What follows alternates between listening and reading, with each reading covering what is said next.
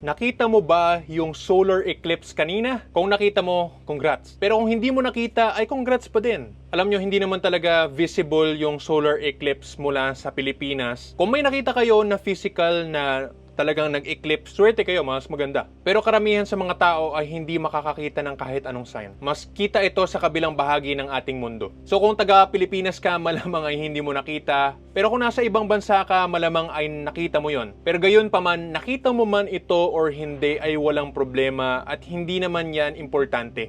Ang importante ay alam mo kung ano nga ba ang ibig sabihin nito para sa spiritual.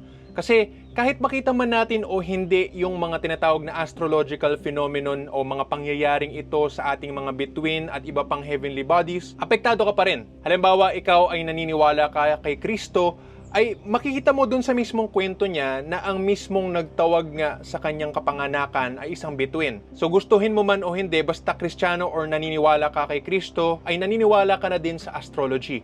Ang lahat ng iba-ibang mga nangyayari nga sa ating kalawakan na makikita natin sa mga bituin, sa buwan, sa araw, which is between pa din yung araw natin, di ba? Lahat yan ay mga pahiwatig, mga senyales, mga preview din sa kung ano yung mga nangyayari dito sa mundo ng tao. Lahat yan ay may ibig sabihin. May enerhiya na nagbabago dito sa mundo ng tao. Katulad lang din na may bituin nga na nagtawag doon sa kapanganakan ni Kristo or nagpakita na may paparating na Mesiyas dito, meron din ibig sabihin ang nangyaring solar eclipse kaninang umaga. Gaya ng sinasabi ko sa inyo, ito yung pagtatakip at pagpapalit papunta sa iba pang siklo ng enerhiya. Umuwi yung dragon na natapos sa kanilang mga misyon at binalanse nila yung init at lamig na nandito sa mundo, which is yun talaga yung papel nila. So, 'di ba, nakita natin sa Pag-asa yung weather station ng government na tinuturuan tayo nga sa kung ano yung nangyayari sa klima, sa panahon.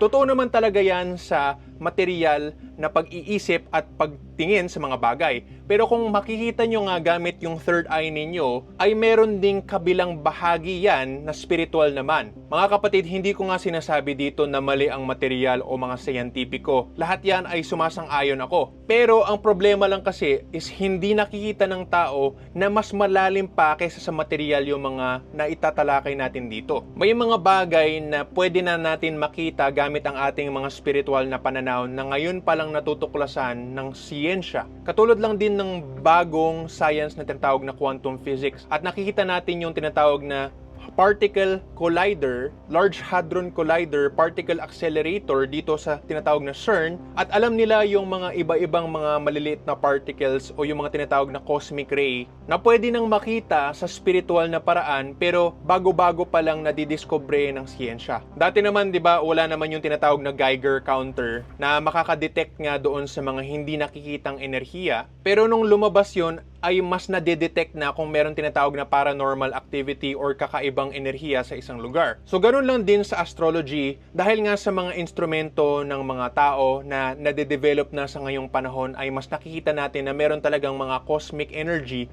na natutuklasan na sa iba-ibang mga spiritual na tao, katulad sa mga iba-ibang tradisyon sa yoga, at pati na din doon sa mga Egyptians, at pati na rin yung mga tinatawag na mga Gnostic Christians, at yung mga lihim na karunungan na sekta sa lahat ng iba-ibang religions. Sila yung mga nakakatuklas sa koneksyon ng iba-ibang mga bagay.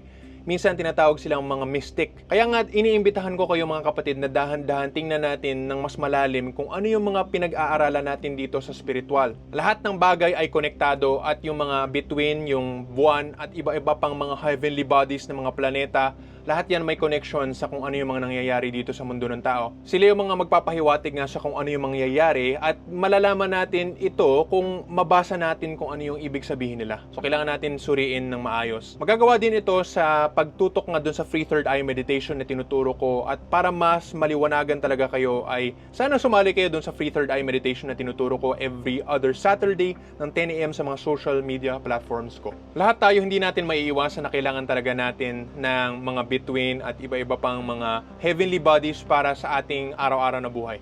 Konektado rin yan sa tinatawag nga ng mga menstruation cycles o yung pagdudugo nga ng isang babae, di ba, kada buwan kasi nangyayari yan. Tapos syempre kasama na din dyan yung low tide, high tide, tapos yung pagbubuo nga ng buwan ay kasama yan doon sa pag-harvest natin at sa pagtatanim, di ba? Ibig sabihin, kahit na hindi ka naniniwala doon sa pinaka mas malalim pang astrology, ay meron ka na ring basic na astrology sa buhay mo. At ang punto ko nga ay hindi mo nga kailangan makita ito sa personal, sa physical, para mapakinabangan mo ang pag-aaral nga sa mga bituin at iba pang mga planeta at sa araw. Para mapakinabangan mo ang pag-aaral nga sa iba-ibang mga heavenly bodies sa astrology. Importante lang ay mabuksan natin ang ating isip at ang ating puso at magsikap talaga tayo sa pagbubukas ng ating spiritual na pananaw para mapakinabangan natin yung mga kaalaman sa pagbabasa nga sa iba-ibang mga heavenly bodies sa astrology. Sa ngayong solar eclipse, umuwi ang dragon papunta sa buwan, tapos yun yung lagusan kasi niya papunta sa kabilang mundo. Medyo uminit ng kaunti, tapos ngayon ay kung umalis na siya doon sa mismong buwan ay lalamig na. Ito ang panahon nga para mapakawalan natin kung ano yung mga lumang patterns natin sa ating buhay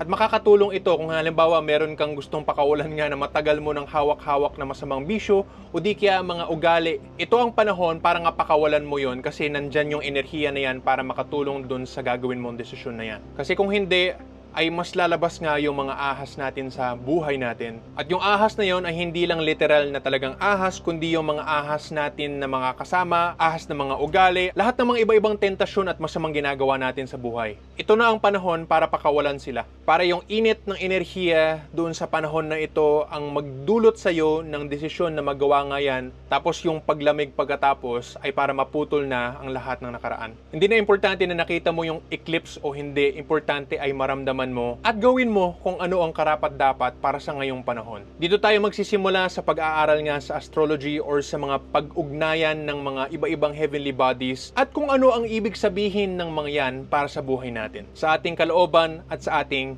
kapaligiran. Sana makasali ka sa free third eye meditation na tinuturo ko nga at i-click mo ang link sa post description for more details para sa free third eye meditation course. Huwag ka na magatubili kasi free yan. Aralin natin ang astrology. Salamat po at God bless.